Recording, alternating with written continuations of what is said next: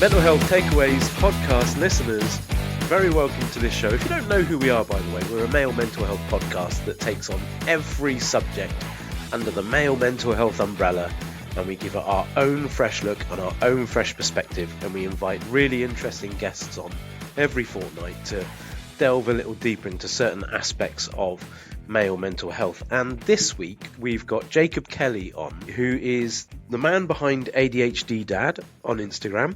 Also, we discovered in this recording a former mental health podcaster, so what a dude. And he's a real positive advocate for neurodivergence and ADHD in the community, in sport, in the wider world in general.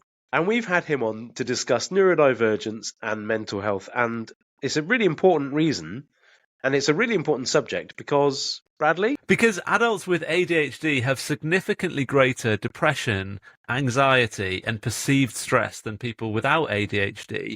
And I think people often think about ADHD in terms of children, and we might hear it in terms of children and in schools, and that might be the first place that we come across the term. But the risks there for anxiety and depression are also heightened. About half of children with ADHD struggle with some sort of behavioural challenges at school.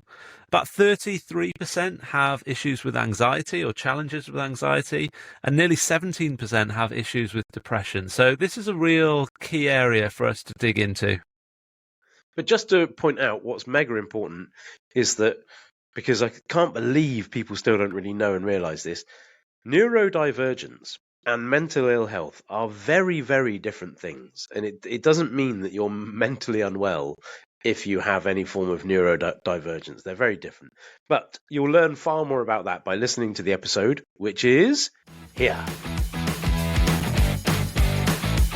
Jacob, first of all, welcome to the show. Thank you so much for coming on and chatting to us. Our regular listeners know exactly where we start with the podcast, which is talking about takeaways, which is something that I think everybody finds pretty easy to talk about. So we would like to know a little bit about your takeaway choice, really. So on any given night that you might decide to have a takeaway, what would you go for and who would you have it with?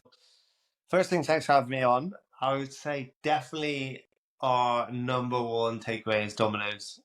Yes. Nice.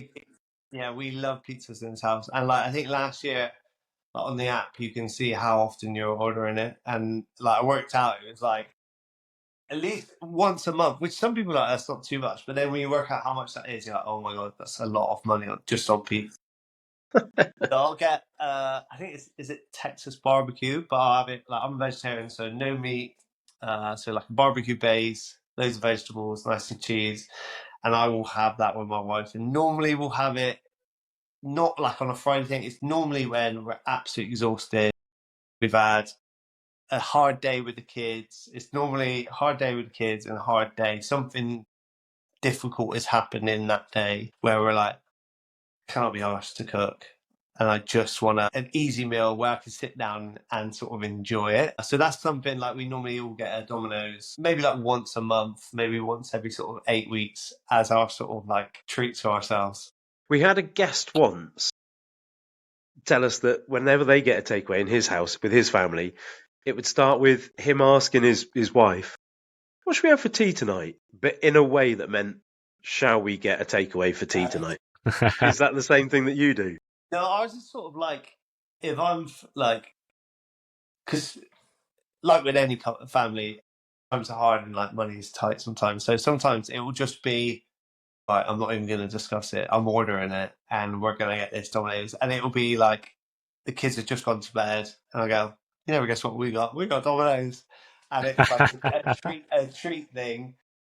Or sometimes we'll pre-plan it. But 9 times out of 10, it will come. I think if I asked my wife, I'd be oh, should I get one? She was like, no, we've got stuff in the freezer or something like that. Sometimes I'll just order it as our treat thing. I did it the other day. She was going out, actually. Sometimes when she's going out as my treat thing of her going out, I'm like, no, I'm going to treat myself to Domino's. It's normally as a way to sort of go, life is tricky. Let's just have something that makes us feel a little bit nicer just for half an hour.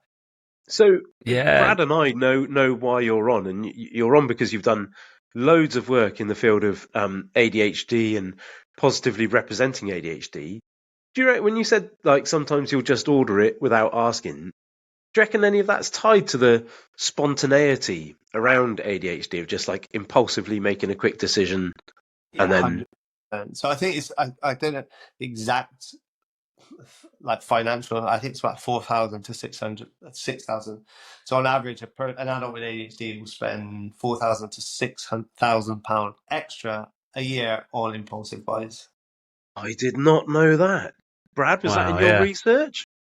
That wasn't that wasn't at all actually, but that's really fascinating, isn't it? And because I guess because a lot of my experience of ADHD is within school environments, so we recognise the impulsivity, but I'd never kind of thought it through to kind of adulthood when you've got access to that money and things.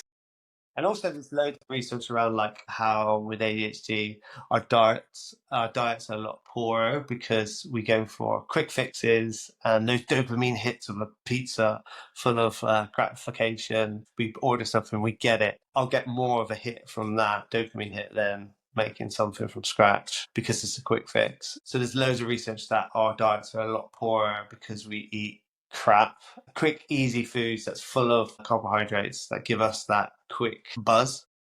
Yeah. I eat pretty bad compared to other people, but I eat so I have to be really careful I don't eat much in the day. So when I have a pizza, that will fill me up for a while. But I know some people that will spend, crazy amounts. And do you worry about that at all, Jacob? Or because it sounds like you're quite at ease with that as a concept, or is it something that weighs on your mind? No, I think so. I grew up in poverty. I grew up in not having any money. So now with having a little bit of money, I'm on the other side in some ways, impulsively buy some things, but I'm also really tight on other things. So like a pizza, which financially is crazy money compared to like a frozen pizza, but I'll spend that. But then I won't eat a lunch at work for all week or something like that. I maybe won't have any lunch at work for 5 days in a row, or like really be like, oh my god, I cannot buy, I don't know, that item of clothes because I'm not worthy of that price tag. Sometimes those benefits of being impulsive uh, is quite nice. So like I bought a nice coat the other day and I was like, no, I am worthy. I'm gonna get this. I bought it and I've been wearing it ever since. I love it. But like, yeah, sometimes only once or twice it's really nearly like I bought spent 600 quid on tickets for the monster trucks to take my son. Like just went mad. And that was just literally tickets, VIP pass, night's hotel in London. And I woke up next morning and my wife was like, what have you done? I was like, it's very rare I'll use like the ADHD card, but I emailed it. I knew if I said I had ADHD, they would not give me a refund. So I was like, I've got a neurodevelopment disorder. I sometimes make impulsive decisions. And they're like, oh my God, that sounds awful. Like, yeah, sure. So I got full refund on that. But like, that's the scary bit. Like now I'm a bit further down the line. I know there's like, I have a little bit of restraint. So some things, like any big thing, I'll be like, let's sleep on it for 2 or 3 days. But I'll spend probably 50 quid a month on little things like impulsive buys. Easy. Are you able to interrupt your thoughts as you're doing that? Are you able to reach for, like, say, the bad food? Like, reach for it and know you shouldn't be having that, but then have it anyway? Like, I feel like sometimes what have I heard? That is it in the prefrontal cortex? Brad, you're more aware of this than I am. But in the prefrontal cortex, there's a delayed gratification center that should interrupt stuff in neurotypical people and tell them, look, don't have that now. Put it off because you're trying to lose weight or whatever, that thing. And that will be more gratification further down the road. Does that register with you, or is that not how you function? Sometimes, it has to be as basic as like, if I get the thought of maybe this isn't right, I'll have to delete the app, delete the Domino's app, or delete. It has to be as simple as that, and it has to be quickly. Once I have something that sort of like gives me that judge out the way, or like sometimes my wife being there is a good sort of stabilizer. I go, actually, no. If I don't have that around, I'm in that sort of tunnel thinking. I just it has to be. Yeah. I have to get it. And like the scary bit is sometimes like I'll get it in different areas of my life. If I don't like that at that moment, will feel like life or death. So I have moments like that on other areas of my life, like social media, and when I get that moment, it will be like I cannot do anything until I post this video, and that means putting my children second, and that's the scary side of ADHD. How like similar to sort of like depression, how like you're so in that zone that everything outside of it just doesn't matter. It's similar when you're in that sort of hyper focus thing. You'll put other people's feelings and sort of focuses outside of that. So that's the scary part of it. Like the good bit is knowing those parts and when you're getting it like that, so you can sort of try to navigate it. It's easier said than done, but I love that you're saying that there is a good bit. I think people that don't have exposure to any kind of neurodivergence tend to presume of it as being always negative. But Brad and I work in schools with lots of neurodivergence and see loads of the benefits of it, like all the time, in terms of character and personality and actually just the fun you're able to have. yeah. But yeah, I really picked up on you saying like the good side of it, because there is a good side. And also it's what a child has learned. So if I went on to working with families, it is as simple as when they get that assessment, what is that process like? So most assessments, you'll be in a room with a doctor and your child will there. So some people, if they know the system, will know how that process works. You'll talk about the good symptoms that they might struggle with or things. When they get to the bad bits, I know some families talk a bit more, but if you're not in that system or you don't know how things work, they'll ask you, what are the stuff your child struggles with? So for a child, that might be the first time you're hearing your parents go, well, they do this, they do that. Yeah. And so for that, I always say to families, bring like headphones, bring their and say to the assessor, for the negative bits, they're going to listen to their Game Boy or whatever. They're going to play some games. So it can really start that interpretation of what is ADHD from that process. And also when they get a diagnosis, how does that present it? So I always tell families, celebrate it. Even if you're still upset, get a cake, sit down as a family and go, we're having a celebration. And you're reframing it from day one as this is a good thing. I meet kids that get diagnosed at 7, and by the age of 8, they hate their diagnosis, they hate themselves, and there's no positives about ADHD. I've seen it the other way, where you highlight, because from the ages of sort of, say, 6 to 10, they're going to learn themselves the negative parts. We don't need to remind them about that. We could talk about that in different aspects. We don't need to push that home for them. So I've seen kids where we've done the opposite and just push the good bits, and their self-esteem is great. Like they see ADHD is completely different to a lot of adults I know. So yeah, like that's the bits that people like the charities. There's loads of ADHD charities. They don't really talk about those bits of like those really early, how key that is. Like it's like anything. If you go to the GP and they go, "You've got depression," you could really, this is a terrible thing. It adds on that shame and guilt. You're going to go out and think, oh, piece of shit. Yeah, what's this?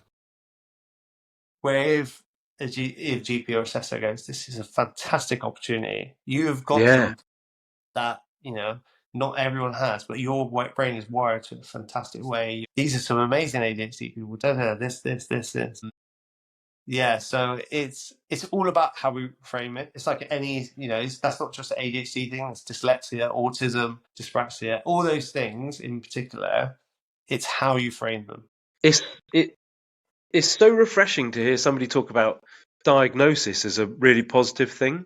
So I deliver mental health first aid courses, and we talk about the mental health continuum on that, and how actually crossing over the centre line from a state of no diagnosis to diagnosis can actually be a really positive thing, because it can enable somebody who's already got mental ill health.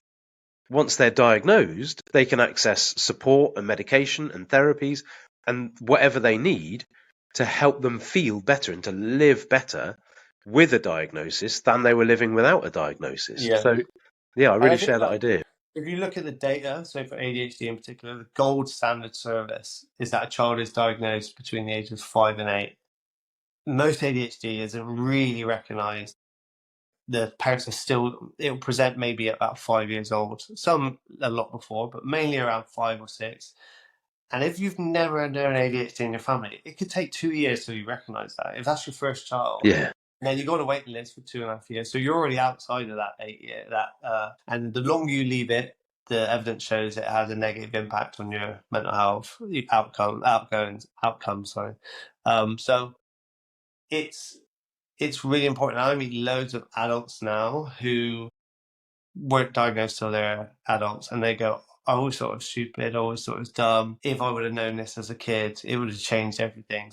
I always, when I meet parents that go, I don't want to put a label on it, I'm like, yeah, but it's really important. I met a teacher last year, did a talk for some teachers and about ADHD, and the teacher said to me afterwards, my daughter was diagnosed 3 years ago, but we never told her. I was like, and I was so shocked. I was like, so what does she think like she struggles with? She goes, oh, she just thinks she's really stupid. Whoa. And I was like, okay. And so what's worse? Feeling like you're stupid, or feeling like, for me, that's like, I took that quite, it didn't mean to be an insult, but I was like, are you saying it's better to be stupid than have ADHD? Yeah. I know which is better. And so it was more about the mum's own insecurities and like how she felt. And that's the sad thing, I think. Those are the cases where I'm like, come on, like this only goes one way, and it's not a good way. If we don't, exactly what you said then, once we get a name or a diagnosis, it can be really key on going, that's why my brain works like that. I'm not stupid, I'm not dumb. Actually, my brain just works a little bit differently than others, but this is what I do great, and this is what I'm going to have to work a little bit harder on. Yeah. So it's such a good perspective. Yeah, I think it's great. Go on, Brad. To just hear you talk about it, really, and your experience of it as well, because I think especially there are, for Matt and I, and we working in schools, and specifically the schools that we work in, we're used to hearing it, we have a better understanding of it, but I think terms like autism and ADHD are now flung around all the time, but people don't have an understanding of, well, okay, well, what does that actually mean? So when you're talking about like my impulsivity and the dominoes and, the monster trucks and all of that stuff, it brings that like real world context to, this is the thing. This is the way that our brain is wired, and these are some of the things that I do. But you're also talking about how you have that understanding of some of the things you do. You put in those strategies like sleeping on it for a couple of nights, or running it through the wife and just seeing what her take on it is, and all of those things. But I think that there is a real positive, and you're the first guest on, I think, we've had that's not had a specific night for a takeaway, that actually it's based on what sort of day it's been. And I think that's really nice, because actually, like when you've had a crap day, for someone to think, actually, let's just sack it off, we'll get a Domino's in tonight, I think is a really nice thing to do. And especially the example you gave when, if your wife's been off and like, let's say she's finished off getting the kids to bed or whatever, and then like you said about her coming down and being like, guess what we've got coming, like that's such a nice thing, isn't it? One of the benefits of that impulsivity, I think. No, it's interesting. I think, the landscape of ADHD has changed. It changed massively in the last 5 to 6 years. And for Joe Bloggs off the street who doesn't know anything about ADHD, he will see ADHD now, or she, as a female disorder, because most of the representation is of women. At schools, it's very different. We'll see a lot of young boys and some more girls. In social media world, representation is not many men. It's all women, all mainly talking about their experiences of being diagnosed in the last 5 years, some a little bit more. And the difference between that representation and, I suppose, me and a few others is there's loads of different reasons why they were missed as a diagnosis. But the ones, I meet a lot of women that were diagnosed as kids. The difference between and someone who's diagnosed at 40, we were off the walls. So it was very obvious. And so for us, we weren't able to sail through school. We weren't able to go under and there's good bits and bad bits to that. The good bits are I was diagnosed early, I got the help early, and I didn't think I was dumb till I was 40. I had those answers early. The bad bits are I was brought up in a world where there was no representation, no one to talk to about my ADHD. So when I'm talking to people and they're like, "Oh yeah, I think I might have ADHD," I'm like, "You got to understand, like for me, ADHD is very debilitating. It takes over every aspect of my life, good and bad, and I've had to do extremely a lot of work to get where I am. And it's that it can be quite difficult when I meet people and I go, "Oh yeah, no, I've definitely got it. I left my phone at home once." I'm like, you know, has it impacted every relationship you've had, and you've had to basically change every job because of this? And they're like, no, not well, most of the time. So a lot of the work I try and do, I think it's important, especially for parents of young kids, to see there's something. I suppose if you've got a child, if you've got a boy with ADHD, there's something helpful, I think, about meeting a man with ADHD who was diagnosed at the same time as your child, who has navigated that path, and you see them at the end of their journey. If you've got a boy at the beginning of the journey, and then to see where they end up, and they don't end up in prison, that can be quite helpful. So a big part of like why the work I do is to highlight actually it is really hard, and we have to do lots of work. I'm doing an event on Wednesday with some rugby players who've got ADHD, and all of them were diagnosed. All three girls were diagnosed as kids, and this would have been 90s. So, in the world of ADHD, that would be seen as rare. But actually, I work a lot now with girls that were diagnosed as kids in the 90s. I find it all fascinating, and the idea of people do it with mental health conditions. People say I'm a little bit OCD, whereas like OCD is obsessive compulsive disorder. It's a disorder. It like has a massive impact on people's lives. It's not just something that you can be a little bit of. And with ADHD, this is going back some years now, but in one of the places I used to teach, we went on a rugby tour, and one of the lads forgot his ADHD medication. It was at a public school, and so there was a real expectation on behaviour. We'd gone out for pizza that night, ironically, and he was a good kid, and he was sat at the table fizzing, and all the teachers knew, like, he's not putting this on, he's not acting, he wasn't prone to drama at all. But without his medication, he was literally sat there, like, just about holding it together, because it was such a powerful influence on his life. But yeah, I do think you do see and hear of people saying, oh, I'm a little bit ADHD. And actually, that really detracts from the experience of people that are diagnosed with ADHD. Yeah, like you would have definitely seen it in schools. Like you'll see kids coming in that don't take their meds or they forgot to take, and the difference is massive. For me, Yeah. I remember doing my GCSEs, sitting one exam, took my tablets. The next day I did, I think, my biology, forgot to take the tablets. I was kicked out within 5 minutes because I was just like playing with my pens, messing about. Like and it was that chalk and cheese. Like meds, I can sit for 2 hours and do an exam. Without meds, I get kicked out within 5 minutes. And yeah, so like for me, medication changed my life. It was the best thing that happened to me. And I think I've been on meds for my ADHD for 20 years now. You know, there's things that I probably might change, but I think for that early period, it was massive.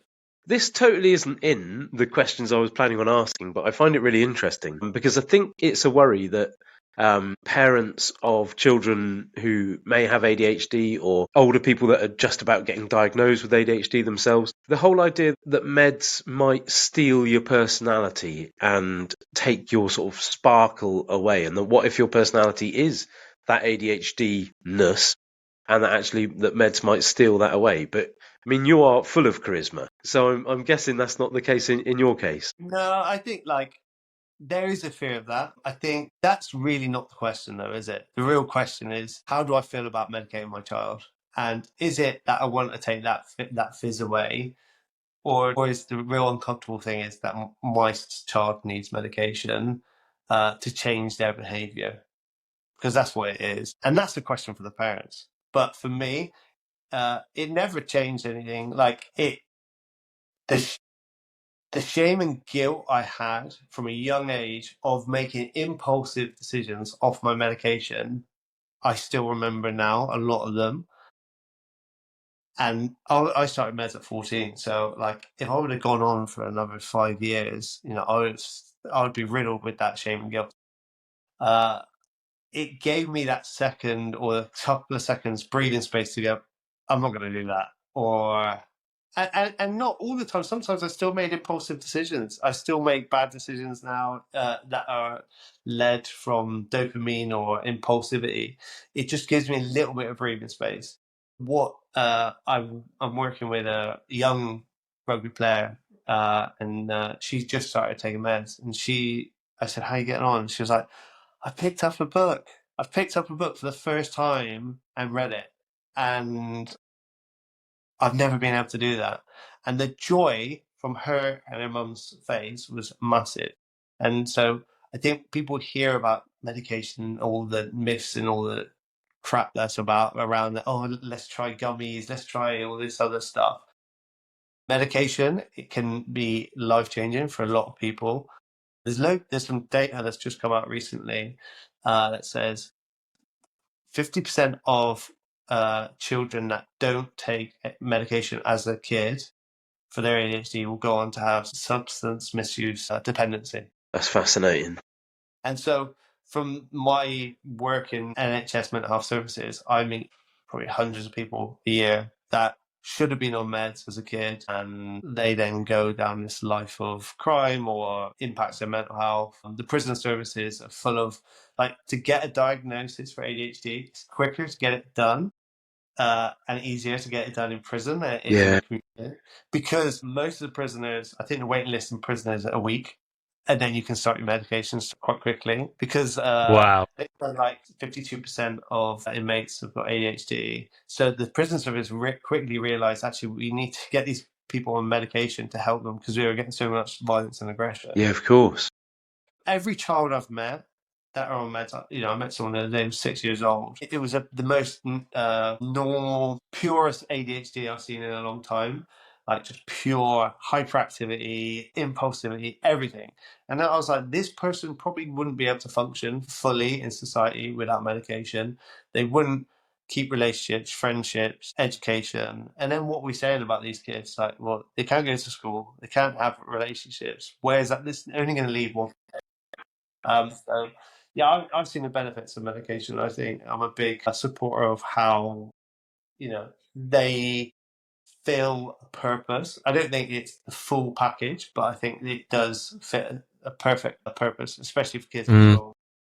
I think it has a couple of things that spring to mind for me there. Again, it's back to stigma, isn't it? We can look at the effect of stigma, whether it comes to diagnosis or whether it comes to medication. And again, I think that's why it's great to have you on here and talking about this stuff, and because it just casts a light on it, and it lets people kind of hear firsthand from somebody's experiences. But yeah, that stigma. I mean, if again, this is something that Nibbo and I have talked about on the show. If somebody had a physical ailment and you went to the doctors and they were like, "Here's some medication, this will sort that out," we'd just do it. You wouldn't question it. But when it comes to anything more to do with our brain, to do with mental health or neurodiversity, there's this weird stigma attached to it that we don't have with physical injuries and things like that.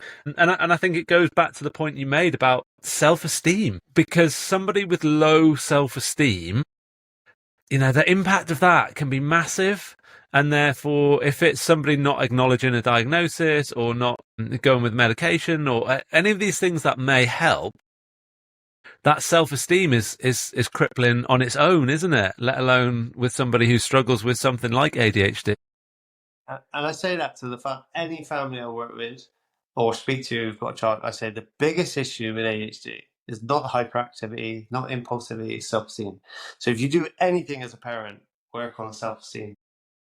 So there's a really famous study with ADHD, and they say by the age of 12, children with ADHD receive 20,000 more negative messages from parents and teachers than other neurotypical children their own age or siblings.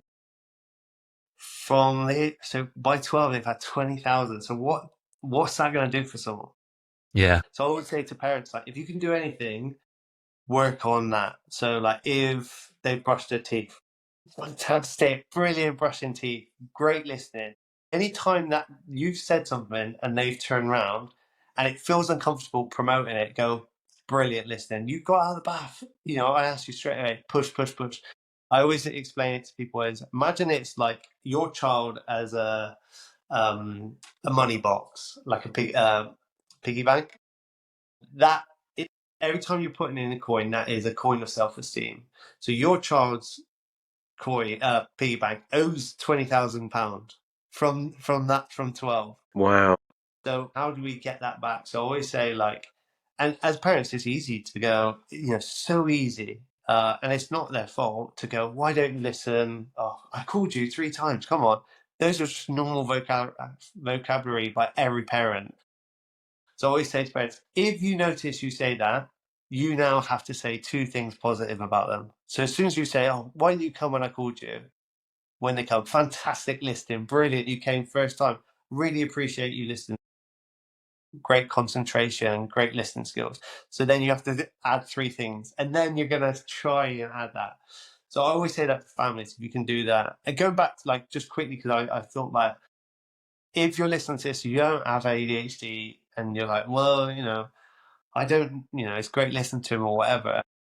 When you're talking about medication, if you like football, which I imagine some of your people do, everyone's heard of Ravel Morrison. Well, it tipped as like one of the biggest sensations to come out. He was going to be the next star in Manchester United. He's got ADHD. He was on medication from a very young age. When he got to about 17, when he's pushing into the first team, Manchester United asked him to take him off his meds. They said, if you don't we take you off your meds, we're going to end your contract. So he reluctantly came off his meds after the family wanted him to stay. And the rest is history. He made it, you know, he achieved, played for some massive clubs. But if you ask Joe Bloggs off the street, Ravel Morrison, they'll say, oh, he should have been this big thing. Never did it. I'm sure he had alcohol problems. I'm sure he had problems at home. And it's all down to meds. That is a very great example of what should have happened. So you can't be a professional footballer and take medication. So there's hundreds of ADHD footballers struggling in the football pyramid. It's because of the shame and because of the doping. But in other sports, professional women's rugby, you can take medication. It's bonkers. That is odd, isn't it? And especially, I don't want to get too much into it, but especially I imagine there probably isn't a blanket drinking ban on those sports, whereas there is a blanket ban on ADHD medication. But I reckon as long as you're right to, Brad, we'll jump into the would you rathers. But actually, some of this kind of goes over some of that ground as well. So it'll be interesting to hear your answers. Often when we give would you rathers, people think, oh, I don't like either of those options. And sometimes we're like, yeah, that's the point. Which one's the least bad out of those options? So if we start with this one, you can speak about you personally, or you can speak about the people you've worked with. Would you rather find it easier to meet societal expectations or academic expectations? Societal. Ooh. What, like blending in with society in your community? And yeah, I'm a big one for community. So, like, before my kids go to school, so my dad had his own shop, and my second name's Kelly, so it was named after my family name. So that was a big thing. I had 2 brothers. We called the Kelly boys. So a big thing of my new family with my kids is I say, what are Kellys? What are we as a family? And so I get them to read back, what are we? We are kind, caring, compassionate, and we care for our community. So those are things I get them to push. And I want them to know, actually, it's about caring for the community and looking after the people around us. So that's the one. Yeah, like, I've met loads of people that have got huge qualifications, but they're fake and they have got no skills of, like, they're not streetwise at all. So I recognise it. I think, oh, God, fair play to them, but it means not much to me. I've met loads of people that, like I said, have got huge qualifications, these doctors, and they just don't know they're not streetwise. yeah. I'm a big believer, like, stuff like this podcast, like, especially in my work within mental health, people engage with lived experience. So if I say to them, I've got a qualification in psychology, or if I say, actually, I've felt suicidal before, and this is how I got through it, they will definitely resonate with the suicidal one. You know, None of my clients have gone, I really, really appreciate that person who's got so many qualifications. No one cares about that stuff in the real world when it comes to the gritty stuff. So, yeah, I'd definitely say societal. I mean, that's go on, Brad. You go. I'll follow up. The thing that sprung to mind, which I don't really know if this is a question or what, but it's something I want to put to both of you, really, because if we move that question into a child's perspective, where actually they're at school, and I promise I'm not trying to go down a ranty thing about schools and stuff like that. But if you're in, let's say you're in secondary school, then the expectation and the pressure that you're under is not just to meet the academic expectations, but actually the societal pressure then is also to conform to whatever the school rules are in the school. So actually you've got this pressure pot, haven't you, where actually, oh my God, I've got to do this academically, and it's really, really important. It appears to be the be all and end all at that point in your life, because that's all you're fed. You must do this, you must do this. But then also the societal expectation, like, actually, no, this is that I come into a classroom and I can sit and I can stay there for an hour and I can listen and I can track the teacher and I can do all of these funky things that schools are now introducing, and I'll line up and I'll hold my pencil case in the air and check that my equipment. It's like all of it, isn't it? It's like that must be a minefield for, firstly, a teenager who may be neurodiverse, who's also trying to navigate the school system. How do they do that? Well, I'll let Jacob come in on that, and then I'll follow up. I went into my daughter's school the other day, and they had like a Victorian Day or something. So we went in the classroom and we had like a feast, and I was like, "This is hell!" Like the noise, and like I was like, and I've got the vocabulary to go, I find this uncomfortable, this noise, this visual stimulus. The children, especially if you're new to ADHD or any of that sort of stuff, you just don't have those skills to say, actually, I feel uncomfortable here. And I felt this system's just like so old fashioned. And like, I always say to kids with ADHD, like, the main thing is being happy. And how can we get that? Like, what are your thing you're good at? Or what's your thing, if that's Sonic or if that's, and let's get that into learning. So for me, as a kid, I love wrestling. So my English teacher was like, right, let's write a story about a wrestler. And then I could go, yeah, that's right. And so for teachers, I'm like, whatever their thing is, navigate that into your learning and you will get 100% out of them. But yeah, it's a tricky one, because those norms, like in school, in the real world, they, like, I was saying this to a teacher the other day. She was saying about a child who struggles with a certain, like, everything is busy in their head, and she just wants to get it down. It just comes down like that. And I said, well, in the real world, you dictate it, and then it will type it out for you. And when they leave school, that's what they'll be doing. And I'm like, yeah, I know that, but the system we're in, we will get a bollocking if we don't get them to do this. And I was like, yeah, I get Which that. is mad. Yeah, and I was like, but they're not going to do that in the real world. And they're like, yeah, I know. And I was like, okay. Jacob's given me permission now. Right, I'm going all in on the Well, rant on the system. Get comfortable. It's so true, isn't it? Like because you are right. Kids that are being educated now, they're going to go to their phone, their device. They're going to go to AI. They're going to find the answer to whatever the thing is that they need. And if you look at a picture of a classroom now, and you look at a picture of a classroom back in, I don't know, whenever, 1940, they're not too dissimilar, other than one's got an interactive whiteboard now and the previous one had a blackboard. Fundamentally, they're the same, and yet the world has moved on in such a different way. If you did the same with cars, and you compared a car from that era to a car now, it's so different, isn't it? And yet we seem to be obsessed in this country, in our education system, to kind of just railroad this is the way it's done. And I just don't feel like it's fit for purpose anymore. I think as well, for most families, the easy target is teachers. They go, the schooling system is failing because of the teachers. And so most people go, the SEND system is failing because of the teachers. My teacher don't know nothing about ADHD because the teachers don't know nothing about ADHD. But the real thing is the government. That is the big thing. We could talk about this for hours, but like, that's the scary bit. Is like, I was saying this to my wife. we've got, I go on to mental health wards. I work with violence and aggression all the time. But if someone offered me to be a teacher, the idea of it, not because I don't think it's a great job, I think it's an unbelievable, amazing career, but I don't like the idea of working for an organization that doesn't respect who I am as a person and treasure me by paying me well and understanding that my life outside of teaching is an amazing life and that should be pushed. And so I said to her, I was like, how many teachers now are you seeing in schools that are 40, 50? Not many.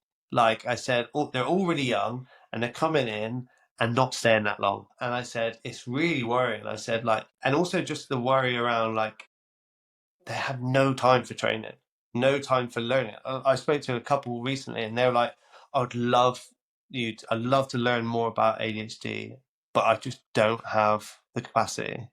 Time, it's just not possible. And also the restraints on what they can teach. The power of the parent is so strong now. I heard a parent recently put a complaint in against one of our local school, a school trip that had gone to a zoo. The zoo is owned by a Christian family. The zoo is an amazing zoo, doesn't do anything about Christianity, but someone complained about it and they're like, we're going to stop doing trips to this amazing zoo. And I was like, for some of these kids, they're never going to see an elephant in their life. This is the first time they're ever going to have that learning experience, especially the ones that are from poverty. So yeah, it's a scary time. It's a scary time for teachers and the education system. I really wonder where it's going to be in 15 years' time, because I think something needs to change. We've seen it a little bit within the NHS system of they cut bursaries for nursing students, and the numbers of nurses went down massively. So I worry about the teaching, really. Yeah, I think as soon as a school is brave enough to just swim against the tide and show the rest this is the way it can be done, despite being told, no, don't do it that way. As soon as someone's brave enough to do that and show that it will work that way, the rest will follow suit, but it will take a leader to do that. We're going to jump on to the next Would You Rather question, just to keep us... Quick now, I'm a big talker, so I'm like, right, let's just get quick fire. Okay. Quick fire now. Here is an interesting one, and I might talk about bumblebees when we talk about this. Would you rather that there was no neurodivergence at all, like it just wasn't a possibility, our brains couldn't develop that way, or that everybody had a form of neurodivergence? Everyone, 100%. It's your smile that's made me laugh there, Jacob. No one, in the nicest way possible, no one wants to live in a neurotypical world with all it would be I'm on the far end of the spectrum of we are slowly taking over, and it is great to have lots and lots of representation, and a big believer of let's really push this. So yeah, I always think you'll see this with the kids you teach. Every neurodivergent person I know is at the core very kind with a huge heart. Even the ones that are really tricky to learn, to teach, you will find, if you find that thing, you'll go, actually, this is just someone who's misunderstood. So yeah, it would be a loud world, and there would be crazy ideas everywhere. And sometimes there would be, but yeah, I think it adds so much to the picture. And I love going through all the celebrities. I've got ADHD, and I was chatting to someone actually recently about Ryan Gosling, who actually was homeschooled because of his ADHD. And when you tell that to a little girl, I was like, yeah, Ken from Barbie, homeschooled. And I was chatting to someone who was homeschooled, and just seeing that, I'm homeschooled. I thought that was a bad thing, and this person's been on TV. So yeah, I would be 100%. Most of it, I think we gravitate to our kinds in sort of a way anyway. So I am around a lot of neurodivergent people, which I love, to be fair. Good answer. I think it's great to share those role models, isn't it? And kind of alert people to it. I'm delivering some training this weekend actually to some hypnotherapists, and it's about working with children with SEND. And for every kind of area I go into, I always share a slide with people, famous people that they'll know and recognize, because it just shares that point. And I think you're right.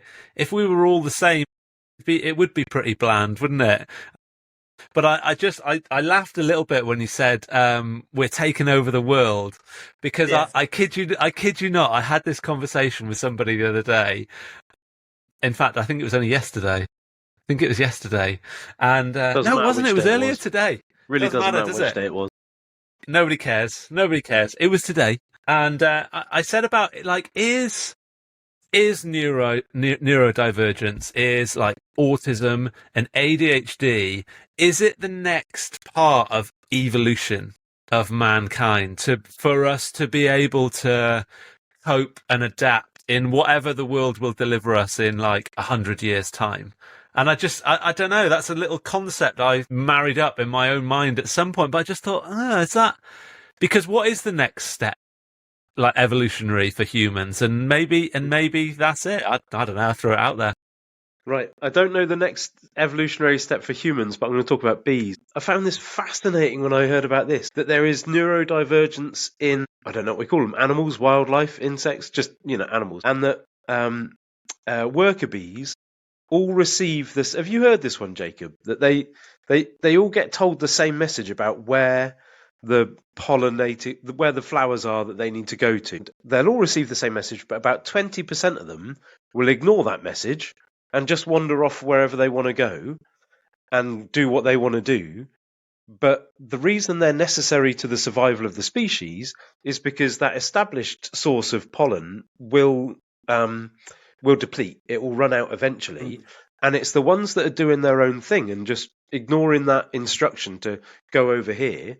It's them that will find the new source and tell the rest of the hive, this is where the new source is. And actually, I forget what it was on, but the theory was that actually all species need an element of neurodivergence. Otherwise, you just get that echo chamber of thought and everyone agrees with each other and does the same thing and nothing ever actually gets pushed forward at all. So that was my bees example. Yeah, I've heard of it in dogs, which I was like, what? Yeah, I've heard of it in dogs, ADHD in dogs, and there was another animal, I can't remember, but I haven't heard it in bees, so I'll look that one up. Yeah, I found that fascinating Nibbo, when I heard it. For me, that is without doubt the most interesting thing I've ever heard you say. Ever. On the podcast at all, or just ever? No, in real life.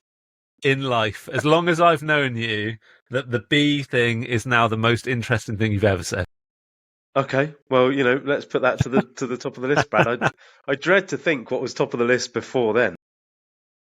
But you and I can catch up about that later. Let's go on to our last would you rather question for Jacob, and then we can meet his alternate versions of himself. Right. Jacob, you've got a pot of money. Would you rather spend that money on talking therapies like CBT for existing cases of ADHD, or would you rather use that money to screen for ADHD to try to increase the rate of diagnosis of ADHD? And I know obviously you'd rather do both, and probably, but whoever's giving you the money says you have to spend it on one or the other. You can't just split it 50-50. I would do the CBT. It wasn't as hard of a decision, I thought. Yeah, I'd definitely do the CBT because I think, one, it's great evidence base. It works. But yeah, the problem with the assessment is you can throw lots of money at it. The system is broken. So until that is fixed, just throwing money at it, it won't be sustainable. It's just not a sustainable model. So CBT is sustainable. It's evidence-based, and you would make some differences. Do you know what? One of the reasons I ask that is because there are a number of people, particularly that listen to this podcast, that that may have either themselves or have a child who they suspect has ADHD or other types of neurodivergence, and may have a small pot of money themselves and are wondering, what can I do with this small pot of money? Should I pay for a private assessment and try to push myself or my child along the private line towards diagnosis, or should I focus on CBT or other talking therapies to try to come to terms with whatever it is that person is experiencing? And I think they'll be interested in your answer. So obviously working in NHS, then I would say sort of like private. I don't know about that, but I always take myself away as a patient. What do I think of private? it's necessary for some people. The difficulties with private assessments are they are poor. And also, if you're looking, if you just want to, if you're like, look, I'm 99% sure I've got ADHD, I've got the money, brilliant, do it. If you're going, I think I've got ADHD and I definitely want to take meds, you would need to really question it. One, because most GPs now in England don't recognise a private diagnosis. So if you get a private diagnosis for ADHD, you go to your GP and go, I've got private diagnosis, can I have some meds? They'll say, no, we don't recognise it. They won't agree to like shared care. So most people then get stuck that they have to pay privately for their diagnosis, their prescription, which is like £150 per prescription. So if you've got the money, brilliant. And that's the route. I know loads of people that do that. They've got money and get a private diagnosis and private medication. A lot of people don't have the money, but then they save up, get 3,000, get there, and they think, oh, it's all new. We can definitely do it. And the GP goes, no. So there are alternatives. There's a thing in the UK called Right to Choose. That's a free service. The waiting list, some of them are 6 months. I always say, like, no, people go, I need my diagnosis now. What's changed in the last 6 months? I know people that spent £3,000 because they need it now. I'm like, this thing's offering it for free. Yeah. Wait 3 months. Some of the wait lists are Right to Choose are 3 months.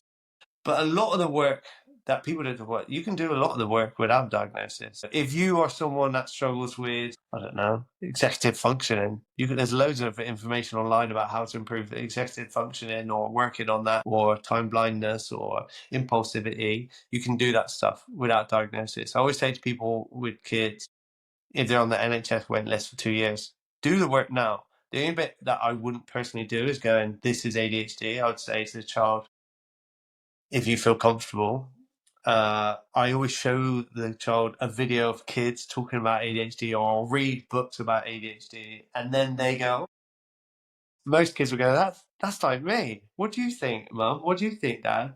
And they go, well, I'm not a professional. We'd have to get a professional to tell you. But if you think that's something, we can look into that. But as we're waiting, let's have a little more reading on this stuff and do that stuff. The only thing I would say, you can't really name it just in case it's not ADHD, then you potentially there are some risks with that. But there's loads of stuff you can put in, especially at schools. I know loads of kids that don't have diagnosis that have fidget spinners, they've got wobble cushions, they've got loads of stuff. Yeah, don't be afraid if you're a parent, and especially in workplaces. If you're on the waiting list, there's a thing called Access to Work, which is a government scheme that funds support in the workplace. So similar to like occupational health, most people have them, but it's a better one. But the government, I did it for myself. The government paid for 20 free sessions of ADHD coaching, and that was amazing. There's no way I could afford that. So there are things out there. They're just really well hidden. I just going to say to our listeners at that point, in our show notes, we have the capacity to add links to external websites. So what we'll do is I'll have a look for websites around help with executive functioning, time blindness, impulsivity, and the access to work stuff that you've just mentioned. If you're all right, Jacob, I might send that to you and say, is this, that's fine. Like, give it your thumbs up. That's the problem with ADHD is there's loads of stuff, but it's just really well hidden. So because I'm a nerd for all things ADHD, I do lots of research and then lots of looking at all these hidden routes and all this. And so every council will have a thing called the local offer. So we have the Bristol local offer, there'll be the Swindon local offer. If you just Google that, it'll tell you what your local offer is. So what your offer is for SEND in your area. So my Bristol local offer is unbelievable. They've got some amazing services. Some councils out there aren't very good, but I always say to people that live next to, say they live in a small city next to a bigger council, maybe have a look at theirs as well and see if there's anything you can attend that is in their area. But yeah, there's loads. That's the problem. There's just loads out there, but it's really well hidden. Well, we're going to try to find some of the good ones, and we'll stick them in the show notes so that people can just, even if as they're listening to this episode, just click on the links and it should take you to a new website. Bradley, I think we're done with the Would You Rathers, and we're ready to jump into the alternate versions of Jacob. Yeah, and I'm really interested to get into this part now. When you've talked about the sort of the golden period of diagnosis and things like that. So here's what we're going to do, Jacob. You're going to have a minute now, just a minute, where you are going to meet 8-year-old you, and you have the opportunity to say anything that you want to, give any sort of advice that you might want to. So what would you say to 8-year-old Jacob? I would say to little Jacob or 8-year-old Jacob, life will be pretty tough. There'll be the next sort of 10 years are going to be probably the hardest of your life, but you will be, when you're older, you'll have a lot of things that you never thought would happen. I never thought I would have a house, kids, a job I absolutely love. So I'll tell him it does end up pretty good for you, that you're able to influence change and do a lot of good things in those moments of darkness. Like good things, those dark areas are the bits that you're thankful for when you get out of it. That is powerful, isn't it, Brad? I knew it was going to be good. Yeah. I think people do all sorts of searching when we ask these questions, and I'm talking about listeners as well, and whether they're thinking about themselves as kids or whether they're thinking about their own kids. And just to have somebody say, there'll be some dark times, but you'll celebrate those dark times. So hang in there. It'll be good. I like that. Cool. Okay, so 8-year-old Jacob has gone skipping off now. He's gone back to get on with it, whatever he's doing, and you're going to connect now with older Jacob, a much older Jacob, because 80-year-old Jacob is going to come into the room. And again, you've got 1 minute with him. What would you like to ask him, talk to him about? How would that conversation go? But you've only got 1 minute. I want to know, when can I stop working?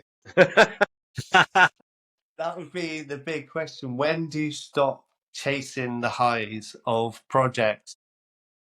So at the moment, I get very hyper-focused on running projects, and I'm always, as soon as I do the next one, I'm on to the next one, on to the next one. And my wife says to me, when does this stop?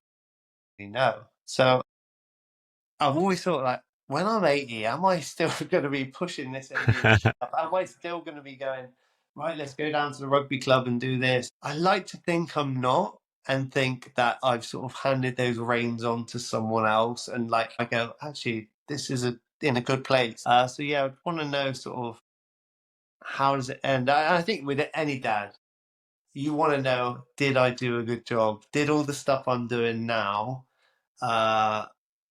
end well? Which, that's always my thing. I said to my daughter recently, I said, my job is that when you're 18, I go, did I do all right? And you say I did a good job. And she just turned to me and she went, Dad, you're doing a great job. And I was like, oh my God. Oh my God. Mm. But I think there's that typical imposter. I'm like, did I? She just saying that. But I think with my older stuff, it would be sort of do things sort of slow down. I love that high pace, but it is exhausting. And did the family end up how I wished them to end up, in a happy place where they really appreciate who they are and their upbringing? Is there much literature around for people in their 80s with ADHD? Because I think, as we've talked about, the picture for ADHD has shifted so much, especially in the last 5 years. But I can remember, I think we were roughly about the same age. When I was at school, almost nobody got diagnosed with ADHD. You had to be extreme to be getting diagnosed. And so I imagine if you were 30, 35, 40 years ahead of me in your schooling journey, I don't know if anyone, I imagine probably they would have been labelled as naughty boys and naughty girls. There's a few that I can think of. There's, I can't remember his name now, but he's a famous doctor in America, a big ADHD doctor. If you've watched any sort of talks on ADHD in America, he's probably been on it. He's got ADHD. He's probably about 70 odd. And then the CEO of the ADHD Foundation, he's got ADHD, which I'm pretty sure he was diagnosed very young. But those are the only two no hatings for saying older guys. I know why I set up my social media account was my wife got pregnant with our first, and I was like, oh, there must be other dads with ADHD sharing their experiences. And I looked, there was no books, there was no Instagram, there was no one talking about what it's like to be a dad with ADHD. So then I started like blogging about it and talking about it. And even now, there's not many, there will be loads out there, but there's not many dads that were diagnosed as kids and now dads of young children. There will be, but I haven't met many. Yeah. You know, in real life, probably 3. So not many. They will be there, but I think the difference probably between them and me is a lot of them might be still holding on a lot of that shame and guilt, and the idea of like talking about it now, it's just going to be, I think it'll be a lot harder for them. That's where you're such a good example, isn't it? Where you're thriving in your life proudly with ADHD and making the most of it rather than I think still experiencing that shame. I think I said about it, like medication was great for me, but it didn't change any of my self-esteem, didn't change how I saw my ADHD. I would take my tablet and it fixed the hyperactivity. The only thing that changed was I went to an event when I was like 25, 26, and it was the ADHD conference, like that was put on by my NHS service, and it was everyone there had ADHD. All the speakers had ADHD, all the performers, and it's the first time in my life I'd been in a room with other ADHD people. I think I'd met 1 or 2 people in my life before that, and then being from having 1 or 2 people to then being with 250 people just changed everything. And I was like, that feeling I got from that of being like normal or part of something, this is my crowd of people, and I feel like I can be 100% myself and unapologetic. I was like, that's what this is. This is what I need to implement in every aspect of anything I do now. So any project or anything has to have lived experience. It has to have people with like that been through that. And even so, like if I do reels on Instagram, 9 times out of 10, the music that I use, whoever the artist is, will have to be an ADHD person, because I just think for me it's so ingrained, like because that feeling was so positive to me. I was like, if I can change that for other people and make it feel like they get a buzz out of it, that's it sort of that it took me on a journey that then changed everything. Brad, you good if we jump into the takeaways? Yeah, definitely. Definitely. Do you want to kick off, Nibo, or do you want me to go? Well, I feel like mine is a bit of a mic drop takeaway, so I'm quite happy to go first. No, I'm not going to try and follow your mic drop. So that'd be good though, because me and Jacob are going to be waiting now. Takeaways for me, I think before, is this a takeaway? I don't know if it is. It's more off the back of what you were saying about talking to 80-year-old you, and you talked about the kind of when does it stop, and the fact that you kind of have this high pace, go from project to project to project. And I assume, knowing a little bit about you, that those projects are very successful, aren't they? And then you kind of go on to the next one. And I think there's probably some reassurance in that, in terms of, 80-year-old looking back, because you've talked about kind of happiness being the most important thing in life, and certainly bringing up your kids to be that. So they've been the projects that are going to run through to 80-year-old you, and I'm sure they're going to be very successful as well. So that happiness, that family, and I guess at some point as you approach 80-year-old you, then one of those projects will be to relax and slow down perhaps. And I'm sure you'll be successful at that as well. I think my takeaway, though, getting back onto the point, has to be around self-esteem, because I just think it's such a crucial thing.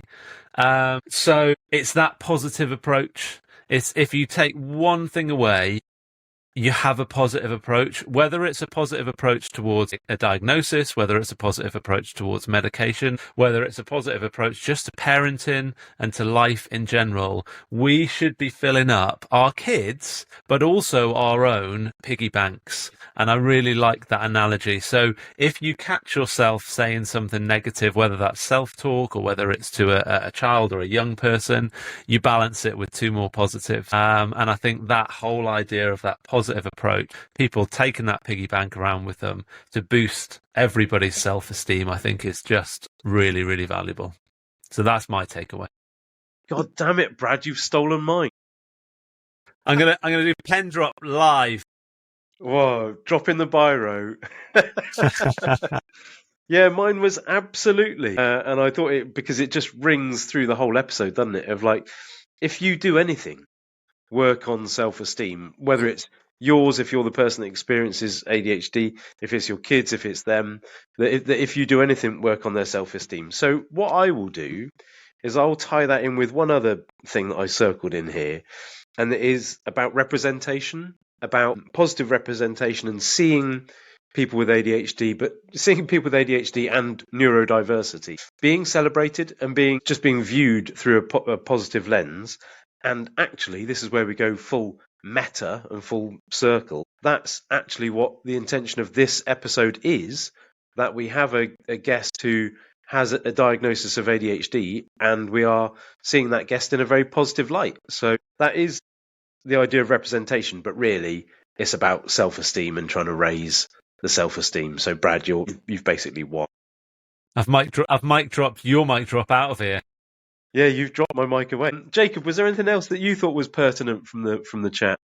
Yeah, like I always love connecting with my younger self and sort of using those sort of. I did some great therapy process about 2 years ago. I spent, it was crazy, something like 36 hours of therapy in the space of 2 weeks, connecting with my younger self, and it was all filmed. It's bonkers. Wow. I'll send you the video of it. But yeah, we did loads of work, and anytime I can connect with that younger self, and actually, I was thinking when you both were talking now, it's like if I could speak to them now, like at 14, like when they got their diagnosis, all those feelings of like feeling, and said, you know, a couple of, like when you're older, you'll be talking to two random men that you've never met before on a video call about and celebrating ADHD.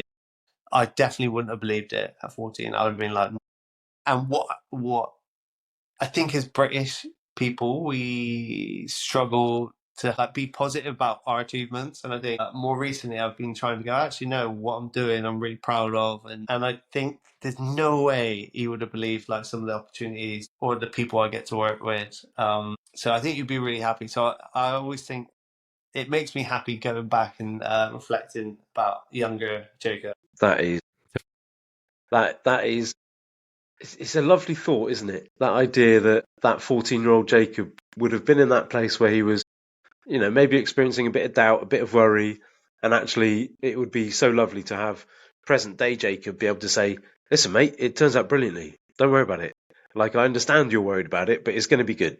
Trust me. There's a video I struggled a couple of years ago, and I part of my like recovery was watching this video every week. I'd watch it. I'll send it to you guys. And it's a public speaker talking about lived experience. And he's basically saying these experiences we experience are like different flavors added into this soup that were all this amazing stock. So we've got different trauma, childhood, poverty, ADHD, parents. That makes this a beautiful soup stew thing that is us. And without those experiences, it's a bland, boring soup. Yeah. And we need those experiences to enrich us, to make us be these people that we are. And so after watching that, I think, yeah, actually, without these experiences, I wouldn't be no one. I wouldn't have the lived experience to then be able to work with professional sports people or comedians or work with the NHS. All these amazing things I have comes from that lived experience. So yeah, I wouldn't go back and relive it, but I'm very thankful for it. Yeah, I mean, that is the mic drop there, isn't it? That's a lovely way to end the show, I think. the summary of all summaries. Yeah, cool. Jacob, thank you so much for coming on and talking to us. I've really enjoyed the conversation. I hope you found it a pleasurable experience as well. And again, dispelling the myth that, you know, men can't talk. Because I think we've proved for nearly an hour and a half actually that we can. We can't bloody shut up. So yeah, thank you so much for coming on. That's rubbish. Thank you so much for having me. Yeah, it was a pleasure having you on, Jacob. And like, genuinely, don't be surprised if you get a message from us in about 6 months saying any chance you can come back on and talk about your other experiences, because not only would I and Brad like to have that conversation, but I'm pretty sure our listeners would like to hear more as well. So yeah, from me as well, thanks ever so much for being on. Thank you. Wow, another great episode there, Nibbo. Loved hearing from Jacob. It's always great, isn't it, to get a unique set of experiences that somebody shares. Lived experience was something that Jacob talked about, and it's so important, isn't it? It really kind of brings to life what it means to have ADHD. Well, I tell you something that I heard recently that actually really ties in with what Jacob was talking about. Jacob was talking about how he got diagnosed at age 14, and I heard recently an educational psychologist say that the age 14 and a half is the age where we are genetically programmed to just want to be the same as everyone else. We want to be the same. We want our hair to be the same as everyone else, our school uniform to be the same as everyone else. We want our house and our parents to just be the same as everyone else, because at that age we're pre-programmed to just want to blend in. So yeah, I was thinking of that when Jacob was telling us that he was being medicated at age 14, and the potential amongst other young people for increased social anxiety around that idea of I just want to fit in, and guess what? I've got some form of neurodivergence that is forcing me to stand out when all I want to do is fit in. I thought it was a really important thing to try to be empathetic about and to really make clear to our listeners that must be a real challenge for some people. Yeah, it was great. So anyway, we hope you enjoyed the show. If you want to get in contact with us in any way, shape or form, you can in the usual way. And also the links to all of the things that were talked about in the episode will be in the show notes if you want to go and find a bit more information about those. So we hope you enjoyed it. We won't leave yet because he's got one more bit to say. Always more to say. Listen, ADHD, neurodiversity, thankfully, we're getting more aware of more people that have a condition like this. And so if you know of someone who's got a condition like this, send them this episode and say, I just think this might be useful for you to have a listen to. Because that's our intention, that it is actually useful for people to hear, but in a very accessible, very digestible kind of way. Sorry, I said accessible. I mean accessible. You can do the end bit. I'd already done the end bit. You added that bit on, but look, we'll see you next time. Okay, we'll just let's say fade bye. up the music. Slowly fade up the music. Bye-bye. Slowly fade up the music. Bye everyone. We're gone. Bye now. See you next time.